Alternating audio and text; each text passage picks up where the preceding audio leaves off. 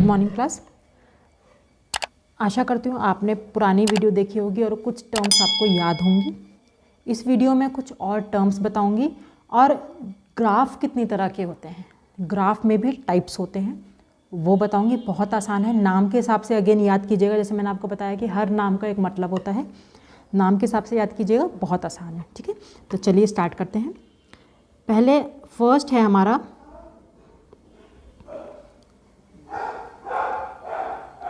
Parallel edges. तो parallel as क्या होता है? देखिए, अगर मेरे दो वर्टेक्स हैं और ये दो वर्टेक्स एक से ज़्यादा एज से कनेक्टेड हैं, यानी कि एक एज तो ये हो गया, दूसरा एज ये हो गया, तो इस तरह के वर्टिसेस को या इस तरह के एजेस को हम बोलते हैं parallel edges. Parallel means, maths में पढ़ा होगा, पैरेलल मीन्स दो लाइन पैरेलल कब होती हैं? जब उनका डिस्टेंस थ्रू आउट सेम होता है।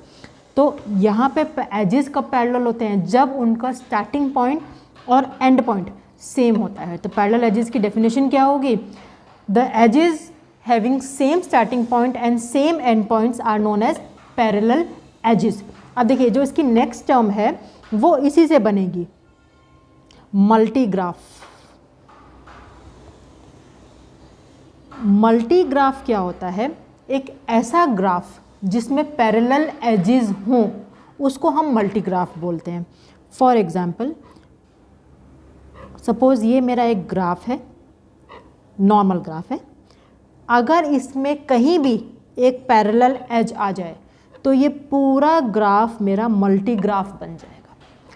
इतने की अगर हम आधे की बात करें, अगर जब मैं आपको एक्सप्लेन कर रही थी, तो ये आपका पैरेलल एज हो जाएगा, और पूरे ग्राफ की बात करें तो ये हमारा मल्टीग्राफ हो जाएगा। तो what is a multigraph? A multigraph is a graph which is having at least one parallel edge, कम से कम एक जिसमें पैरेलल एज हो, वो हमारा मल्टीग्राफ हो जाएगा। चलिए नेक्स्ट पॉइंट पे आते हैं, थर्ड पॉइंट। नेक्स्ट है हमारा नल ग्राफ। नल, नल मीन्स एम्प्टी, खाली। तो इसी से हमारा नेक्स्ट ग्राफ बनेगा, एक ऐसा ग्राफ जिसमें वर्टिसेस तो बहुत सारे हैं, एक ऐसा ग्राफ जिसमें वर्टिसेस तो देखिए हमारे बहुत सारे हैं लेकिन एजेस एक भी नहीं है। इस तरह के ग्राफ को हम बोलेंगे नल ग्राफ, यानी कि ये ग्राफ खाली है। ग्राफ तो है लेकिन ये खाली है। अब खाली आप कहोगे कि वर्टिसेस क्यों रखे हुए हैं? वर्टिसेस इसलिए रखे हुए हैं क्योंकि ये एक ग्राफ है। ग्राफ के लिए कुछ तो आपको बताना पड़ेगा, खाली कर दोगे आप बिल्कुल तो कुछ भी नहीं पता चलेगा। तो खाली वर्टिसेस हैं इसमें, लेकिन a graph with only vertices and no edges is known as a null graph. चलिए नेक्स्ट करते हैं हमारा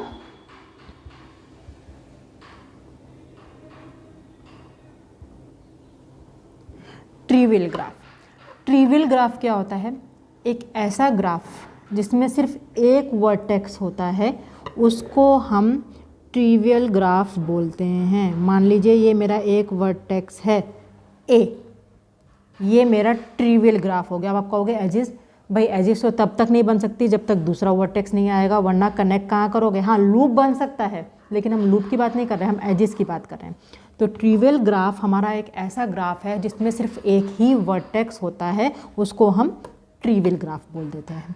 समझ में आया? नेक्स्ट होता है हमारा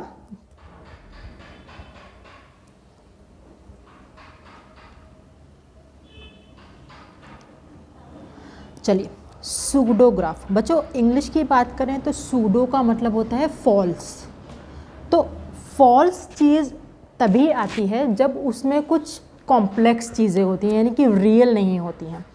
तो एक ऐसा ग्राफ जिसमें हमारे लूप्स